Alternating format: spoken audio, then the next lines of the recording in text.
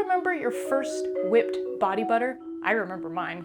It was insanely oily, used up almost all of my newbie ingredient supply, and hardened up after a day. I forced myself to use it all so it didn't go to waste, but it was not a great introduction to the world of DIY whipped body butters. I want to save you from the mistakes I made. So today, I'm going to show you how to make perfect whipped shea butter with just 2 ingredients. I'm going to share the surprising factor that determines success or failure, and I'm going to teach you the formulation secret that will empower you to get perfect results every time. Now, before we can start making a pot of pillowy perfection, it is essential that you understand that whipped body butters are a sort of Goldilocks formulation.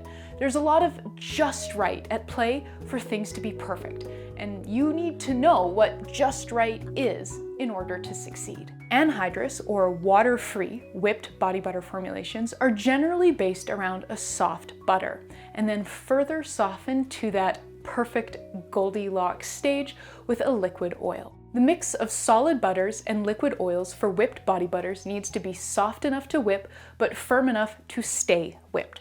Precisely how much you'll need of each depends on what butter or butters you're using, and one more really important variable, but more on that later. We'll begin with our ingredients. There's just 2, so this won't take long. Our first ingredient is our star. It's what gives this formulation structure and rich, creamy goodness. Refined shea butter. You could try unrefined shea butter if you want, but I don't recommend using a different soft butter unless you're comfortable doing some redevelopment work. Our second ingredient is what softens that rich, solid shea butter into Goldilocks whippable soft goodness. You'll need a relatively lightweight, relatively inexpensive liquid oil. I'm using apricot kernel oil, but there are tons of other options. I've listed several in the free partner blog post, but seriously, don't overthink this. If it's oil and it's liquid and you like the way it feels on your skin, carry on. So how much of each ingredient do we need? We know the perfect Goldilocks ratio of shea butter to liquid oil is essential to a soft and successful whipped body butter, but it's not just the ingredients you use that determine that perfect ratio. This might surprise you, but what Goldilocks is depends massively on the ambient temperature where you live. Basically, how warm or cool is your home. One reason soft anhydrous body butter formulations are soft is because their melting point is just a bit higher than ambient temperature. This makes them more sensitive to changes in ambient temperature than a formulation like, say, firm lip balm, which has a much higher melting point. These 2 formulations are 5% apart. The one in the white jar has 5% more butter and 5% less oil than the one in the pink tin. And you can see it's a bit cold for the white formulation right now. See how it's sort of spongy rather than soft and pillowy? 8 months ago in the summer, it was soft and pillowy, like the formulation in the pink tin is now in winter temperatures.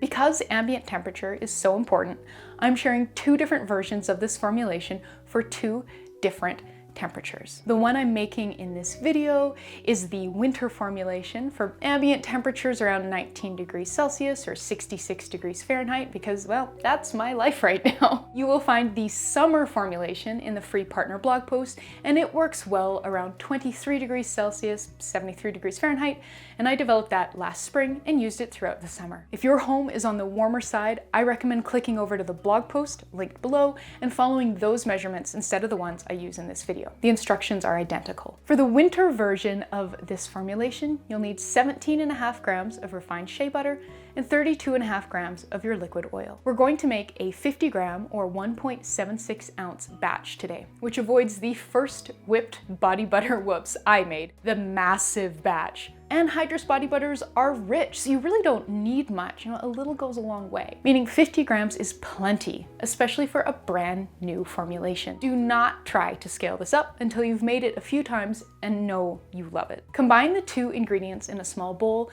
that you can both heat and whip the body butter in. Mine are some old stainless steel Kirkland brand ones that I found in a thrift shop. Melt everything together with a water bath.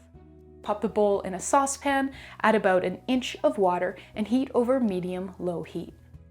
Once the shea butter has liquefied, we'll kickstart the cooling and solidifying so the mixture is firm enough to whip. So remove the bowl from the water bath, dry it off, and pop it in your freezer for 15 to 20 minutes. When you remove the bowl from the freezer, you want the edges to be a soft solid and the middle to be gooey but not runny. This right here is too runny.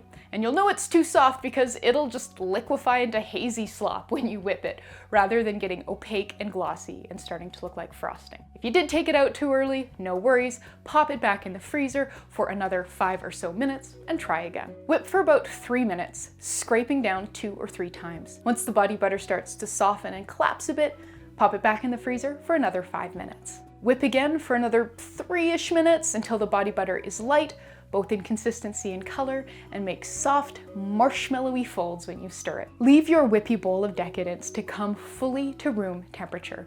If you're making this for the very first time, I recommend leaving it overnight to be certain the consistency holds. While we wait, I wanted to touch on cold processing versus hot processing. Since we melted the shea butter, this formulation is hot processed, but it is also possible to make body butters without any melting, and this is called cold processing. It's a different process that yields slightly different results and can turn into oily and even lumpy slop if you don't do it quite right. I've made a patron exclusive video on how to cold process this formulation, so if you are interested in learning how to do that, please consider becoming a patron at the exclusive videos tier. There's a link in the description box below. Okay, so it is the next morning. Let's check on our body butter. If it's perfect, perfect, that's it.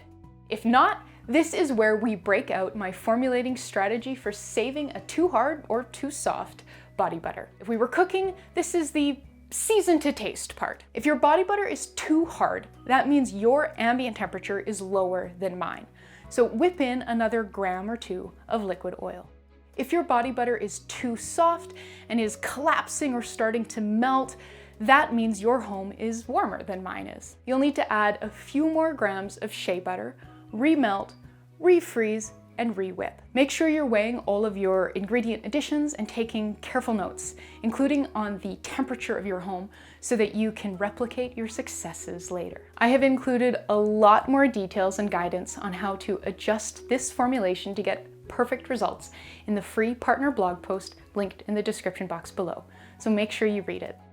Package your glossy, pillowy body butter by gently spooning or piping it into a wide-mouthed jar or tin. Be careful not to crush all that air we just lovingly whipped in, so don't pack it into the tin. I'm using some really cute 2-ounce pink tins from Humblebee.